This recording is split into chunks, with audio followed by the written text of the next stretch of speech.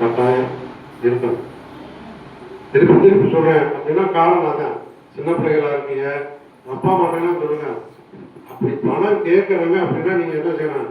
ஒரு நோட்டீஸ் இந்த டீச்சர்ஸ் எல்லாம் கொடுத்துருக்கோம், அதை கொடுப்பாங்க, ஒவ்வொன்றையும் கொடுப்பாங்க. அப்புறம் வீடுகளை வாங்கி வச்சுக்கோங்க. எங்கள் நம்பர்லாம் இருக்கு, அதில் எங்கள் ஆஃபீஸ் நம்பர் இருக்கு, மொபைல் நம்பர்லாம் இருக்கு. கூப்பிட்டு சார் அந்த மாதிரி பணம் கேட்குறாங்க, அதுக்கு நாங்கள் என்ன செய்யணும், எப்படி கம்ப்ளைண்ட் கொடுக்கணும்னு சொல்கிறாங்க. கேட்டீங்கன்னா நாங்கள் அதுக்கு என்ன வழிமுறைகள் இருக்கோ அதையெல்லாம் உங்கள்கிட்ட சொல்லுவோம்.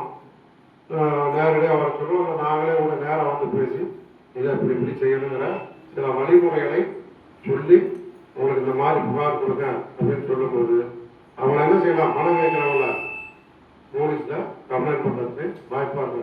போலீஸ்னா அந்த போலீஸ் ஸ்டேஷன்ல இந்த யூனிஃபார்மும் போடாத எங்க கிட்ட விஜிலன்ஸ் போலீஸ்க்கு தனியா இருக்கும். அங்க போனீங்கன்னா இந்த கேஸ் வந்து லோக்கல் போலீஸ் ஸ்டேஷன் போனீங்கன்னா என்ன செய்வாங்க?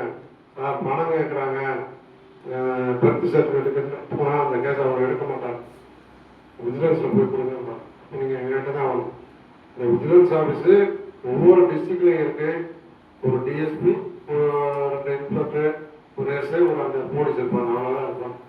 அவங்களுக்கு யாருக்குமே சார் சொன்னது போல யூனிஃபார்மே இருக்காது. எப்படி போலீஸ் கூட போட்டுக்க மாட்டாங்க. வேலையும் ஒரு இடத்துக்கு போறோம் அப்படின்னா போலீஸ் இருக்க போட கூட என்ன செஞ்சிருவோம்? எடுத்து வச்சிருவோம். எவ்வளவு பெரிய பதவியில இருந்தாலும் சரி, எங்க இந்த லஞ்ச ஒழிப்பு துறையில யாருன்னே அடையாளம் தெரியாம தான் நாங்க போவோம். அதனால அவங்க யாருக்கா போலீஸ் இல்லைன்னா நினைச்சிருவாங்க, தெரிஞ்சுக்கங்க, அதுக்காக சொல்லுங்க. அதனால அந்த நம்பர்களை நீங்க போன் பண்ணி சொல்லணும். சொந்தக்காரவங்க சொல்லுங்க, எதுக்கு போய் பணம் கேட்கறாங்கன்னா அந்த இடத்துல போன் பண்ணி சொல்லுங்க அப்படின்னு நம்பர்கள் நோட்லையோ இல்லை வீடுகள்லையோ நீங்க அந்த நோட்டீஸை கொடுக்கறத போய் என்ன செய்யுங்க? ஒட்டி வச்சுக்கோங்க. சொல்லுங்க, ஃப்ரெண்ட்ஸ் என்ன சொல்லுங்க, இந்த மாதிரி போய் கம்ப்ளைண்ட் பண்ணுங்க அப்படின்னு. அதுதான் வந்து இந்த நாட்டையும் வீட்டையும் காப்பாற்றான். சரி, இந்த மாதிரி லஞ்சம் வாங்குறாங்க, பிடி கொடுக்குறாங்கன்னா அவங்களுடைய நிலைமையில எப்படி இருக்கும் தெரியுமா?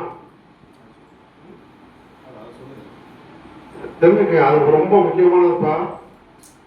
லஞ்சம் வாங்கிட்டு என்ன கேஸ் போட்டோம் அப்படின்னா 20 வருஷம் 25 வருஷம் ஆனாலும் அந்த கேஸ் முடியாது. 2009 போட்ட கேஸ் இன்னைக்கு ஜட்ஜ்மெண்ட் ஆகிருக்கு, கன்விக்ஷன் ஆகிருக்கு. தான் எப்படி பேசணும், கன்விக்ஷன் ஆகிருக்குன்னு சொல்லி அந்த மாதிரி ஆயிரம். கீழ் கோர்ட்ல என்ன ஜட்ஜ்மெண்ட் கொடுக்குறாங்களோ, நீங்க மேல்முறையீட்டுக்கு ஹைகோர்ட் போனாலும் சரி, சுப்ரீம் கோர்ட்டு போனாலும் சரி, இங்க என்ன கொடுக்குறாங்களோ அந்த ஜட்ஜ்மெண்ட் தான் அங்கேயும் கன்ஃபார்ம் ஆகும்.